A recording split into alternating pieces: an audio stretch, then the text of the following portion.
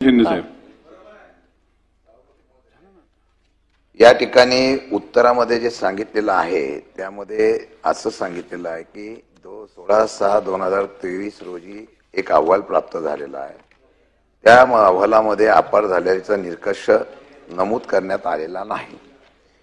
फक्त नाबार्डच्या मार्गदर्शक सूचनेच्या ची अंमलबजावणी, सहकार कायद्याच्या बाबतीमधलं उल्लंघन, या बाबतीमध्ये कर्ज वाटप करण्याच्या बाबतीमधला अनियमितता आलेल्या असं निदर्शनास आलेलं आहे। त्यानंतर परत एकदा आपण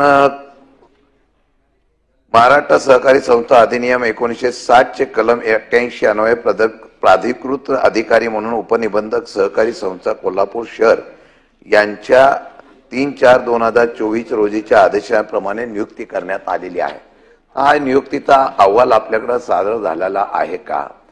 तो जर सादर झाला असेल तर पुढची प्रक्रिया म्हणून आपण कारवाई करण्याच्या संदर्भातून अहवाल येईपर्यंत आपण लगेच कारवाई करण्याच्या संदर्भात निर्णय घेतला तर तो मला वाटतं निर्णयाच्या संदर्भातून आपणच कमिटी नियुक्त केली आणि अधिकारी नियुक्त केला, त्याचा अहवाल यायच्या अगोदरच आपण निर्णय घेणं योग्य होणार आहे का?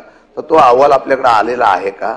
आणि तो अहवाल आला असेल तर तुम्ही त्याप्रमाणे त्या अहवालामध्ये काय मुद्दे आहेत आणि त्याप्रमाणे जर मुद्द्यामध्ये भ्रष्टाचार झाला सदैव म्हणतात त्याप्रमाणे जर तशा प्रकारचं काही झालं असेल, त्याचं नमूद झालं असेल तर त्याचा खुलासा करावा।